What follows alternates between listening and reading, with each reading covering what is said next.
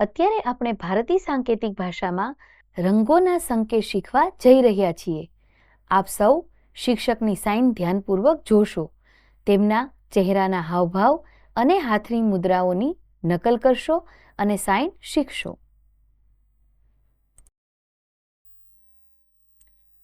રંગ: લાલ, વાદળી, પીળો, લીલો, નારંગી, જાંબલી, ગુલાબી,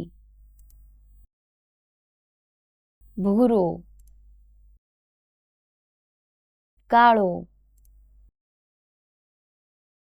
સફેદ, રાખોડી.